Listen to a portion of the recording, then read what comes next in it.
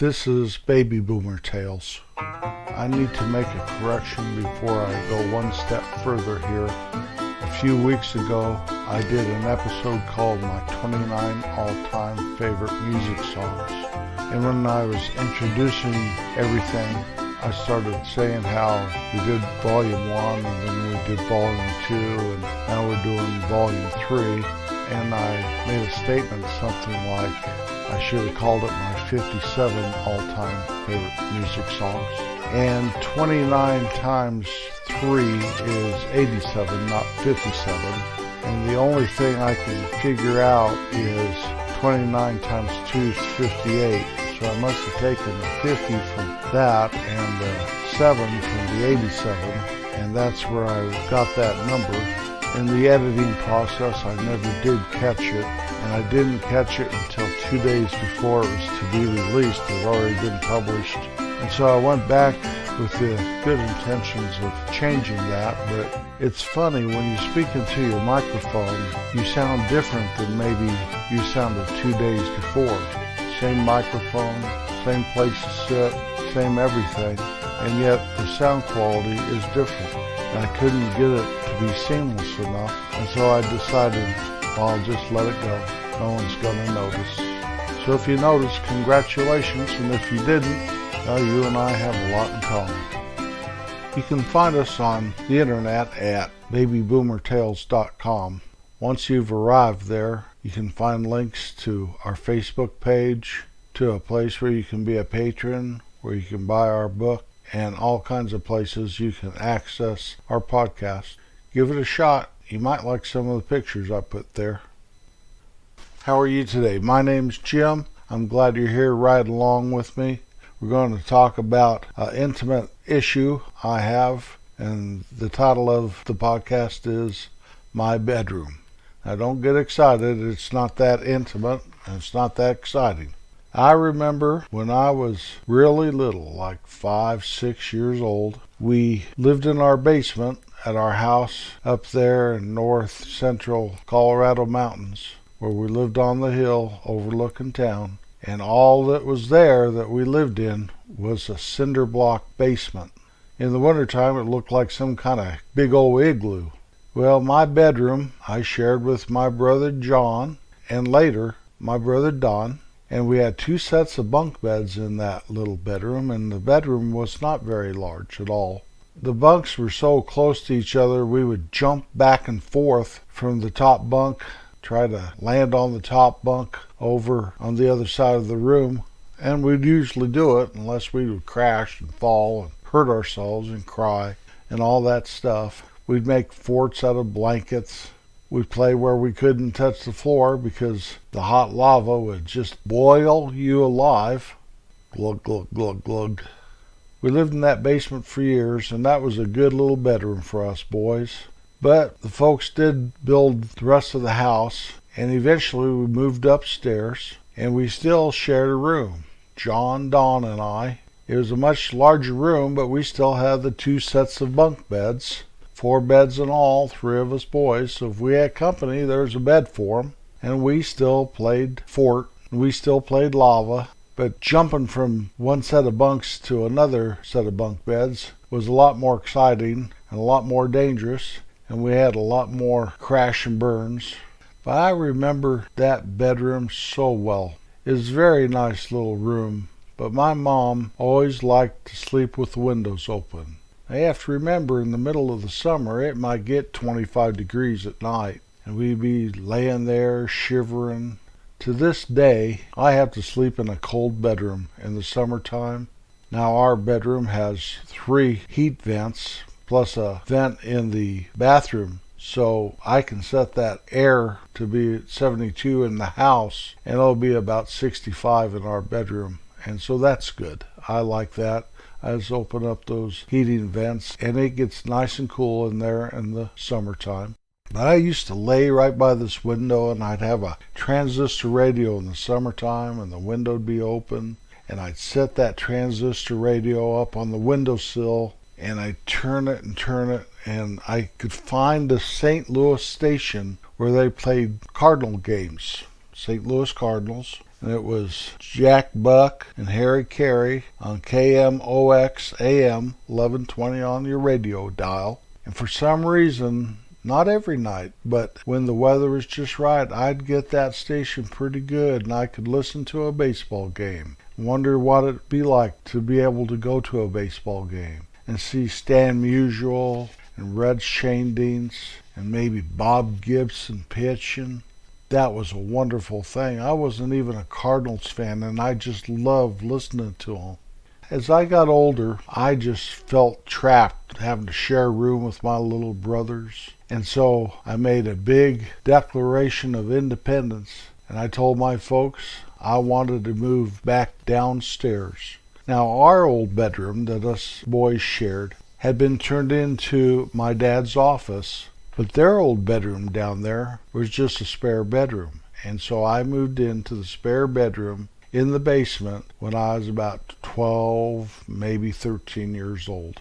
That was a great room, and I really liked my room. But you have to understand that in that bedroom, I think all the interior walls were some kind of a green color in that basement. All those cinder block walls. So I got tired of looking at those green walls all the time. So one day when I was about 17 years old, I took a can of black spray paint and a can of copper spray paint, and I proceeded to spray paint one row of cinder blocks black. And then the next row up, I'd spray them copper. And the next row up, I'd spray them black. And the next row up, I sprayed them copper, until I had both cinder block walls in that bedroom black and copper stripes. I was very proud of myself. Now, I did that with the door closed so nobody would smell my paint. I do not know how I didn't asphyxiate myself, just lay there and just fall over dead, but I didn't. Well, the next day, my dad always had this habit of he'd wake you up about daylight, turn the light on, tell you that breakfast was ready, and he took one look at those walls and I was in some trouble. Maybe some pretty bad trouble. Well, we had a big brouhaha, him and Mom and me, and I was grounded until I painted those walls back to one neutral color. They didn't have to be the green. They could be white or a beige or something. But I had to do that, and until I did that, I was grounded. Well, I went to school that day, and I realized I had basketball practice that night. So I just did what any red-blooded 17-year-old stupid boy would do. I went to basketball practice.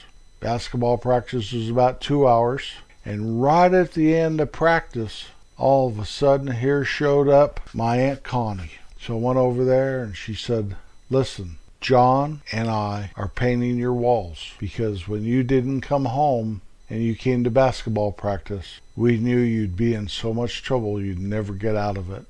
That was the nicest thing anyone had ever done for me in my 17-year-old head. They sacrificed their evening for me so I could disobey my dad, I guess. Actually avert disaster because he wasn't kidding. Now, I don't know if Dad ever found out that they covered for me or not, but I did get to continue playing basketball. The room was painted, and I was ungrounded. Thank you, Connie and John. It means more to me now than it did then, because as I look back and see it, I understand that was an act of love you guys showed towards me. And of course, my 17-year-old mind didn't even understand that at the time. I basically had that room till I was about 19 or 20 years old. I'd left home, then I moved back home, and we've covered some of that in past episodes. Well, that room never did get repainted again, so whatever color John and Connie painted it, and it's probably still that color to this day. But I had a nice stereo down there. The room had no windows because when they added on to the house, the windows on the east side of that basement were covered up by the addition of the house. So there was absolutely no windows. You turned the lights off in the middle of the day. It was pitch black in that room. I had a Coors beer sign, a pink bathroom rug on the wall. There was a picture of a peacock on it. I had an aquarium bubbling away with tropical fish. It was a wonderful room. living in the basement was always kind of my thing. I always liked living in the basement. When I had the job where I had to check to see if it had snowed the night before, I'd have to stumble out and kind of stand on something to look out the basement window of the old living room, see if it was snowing. Well, I'm not going to talk about every place that I called my bedroom, but I had some that I need to talk about, and one of them is the most unforgettable room I ever had in my life. Not that it was so wonderful and great, but that it was such a nightmare of a room in a nightmare of a house in a nightmare of a situation that I can't forget that sucker if I wanted to. I worked on a dam up above a town about 15 miles away from us. They were building a dam up in the mountains above it. I worked with a couple guys, and they had this big old house, or at least I thought it was big. They thought it was big. And they needed another roommate. And so I went over there, and the room was actually the furnace room. It was pretty good size, but it had the furnace in there. They used it as a storage room, so I moved all that stuff out, and just me and the furnace were roommates in there. But the house had 3 bedrooms. It also had a porch that they utilized as a bedroom, the furnace room, and then there was a little room off of the unheated, uninsulated garage that another guy lived in. So there's 6 of us. 2 of them were girls, 4 of us were guys living in that house. I've always liked to sleep when it's cold outside and cold in my bedroom. And all of a sudden, this furnace, when it went on to heat the house, my room just got hot. There's no making it so it wouldn't get hot in there. I'd lay there just on top of the covers, never get to snuggle under the covers and peek out, see the cold room. None of that was going on. We had a roommate, and he'd take everybody's food. Didn't have communal food or anything, but he'd steal your food at night. Everybody had their food labeled, and he'd come in way late at night after everybody was asleep, steal everybody's food. He stole several things of mine. It got to be such a bad situation there that finally I moved. Dave came, and we filled up my pickup with all my stuff, and I moved up to my dad's farm into the pump house. Now the pump house was 6 foot by 6 foot. There wasn't even enough room for a bed in there. I put a chaise lounge in there. Dave said, "You sure you can live in here?" I said, "Sure I can live in here. I can live anywhere, Dave." Well, that was probably true, but that night I could not stretch out all the way, so I scrunched up trying to sleep. Well, I'm 6 foot tall, and when the whole room is only 6 feet long, that does not translate to where you can stretch out at all. Then I realized how small the place was. There's enough room for me to stand up off that chaise lounge, walk over to the hot plate. To open the door and get out, I had to kind of squeeze myself between the chaise lounge and the door jamb, and I lasted 1 day there. I went back to my folks' house. Later on, I then moved to this nice 4-bedroom house where I was a caretaker for a bunch of cabins, an old bar and restaurant. The house is a nice 2-story house, and my only roommate was a raccoon that I caught. Well, he'd stink the house up something fierce, but he was my roommate. I later got a roommate because the people that owned the whole place that I worked for there, being the caretaker, decided, hey, that guy's up there in that main house by himself. Let's put this other guy in there. Well, that didn't really last very long, through no fault of mine or the guy that moved in. But I ended up moving out of there. Eventually, I moved into a little house with my girlfriend, the girl I married just a few months later than that. Well, we ended up buying a nice little trailer house in my hometown a few months later, and we moved up there. And what I liked the most about that trailer is it had the best bathroom I've ever owned. It had a washer-dryer hookup, and we bought a new washer and dryer for my Uncle Sam at the Gamble store, and they brought it up and they plugged it in. It was Harvest Wheat or Harvest Gold, whatever that color was, back in the 70s. And it made that bathroom warm and inviting. So it had a bathtub, a shower, the vanity and the stool, and the washer-dryer. It was a wonderful bathroom, and it was right off my bedroom, and I'll always remember that. Well, then we bought Jay's grandmother's house, and we totally remodeled it, and that includes tearing the wall of the little one-bedroom house, tearing that wall out, and opening the whole thing up and making 2 bedrooms out of the garage. What I remember about that bedroom, of course it wasn't the bedroom, it was just in that front room. We went down and bought a sleeper sofa, and the plan was we'd sleep in that until we finished making the garage into a 2-bedroom situation. Well, you ever slept on one of those sleeper sofas? You take the cushions out and you pull out the mattress, so it's on this frame thing, and then you can have it all made up and stuff even. Then you lay down, and there's a bar that runs across, and it runs right in the middle of your back. That only lasted a couple days, and so what we did is we took that mattress off every night, closed the couch back up, put the mattress on the floor, and slept on the floor. We did that for several years until we got those bedrooms finished. That was one miserable time. But we made the house nice, and it was warm and inviting, and when we got those bedrooms done there, it was all worth it. When we moved to Kansas and we bought our house in Kansas, I experienced something I never experienced. It was called a Hollywood bath. Our bedroom, when you went to the bathroom, you could go in there, but there was an entrance door also to that same bathroom off the hallway. It was a 1-bathroom house, and so even though it seemed like we had our private bath, we did not. We had to share it with our girls. A Hollywood bath, that was called. I'm sure they only do that in the cheap part of Hollywood and not Rodeo Drive.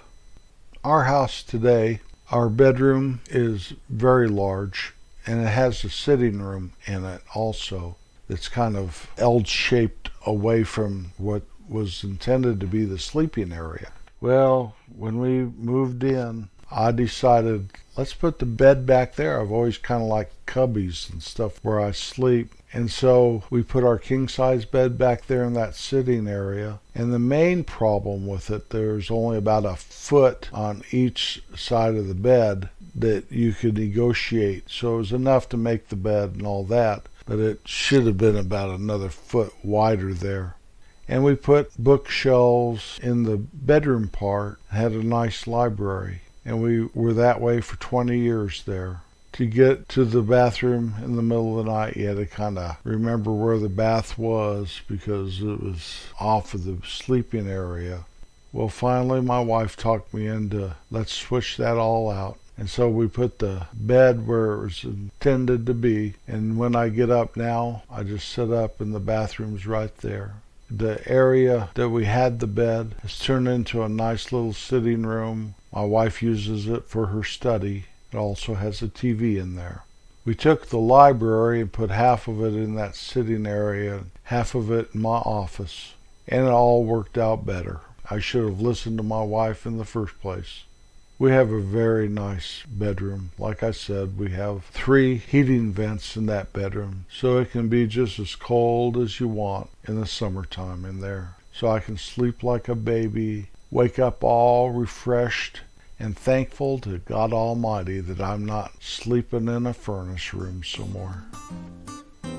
Always be kind. It's the very best way. It's like taking the high road in life.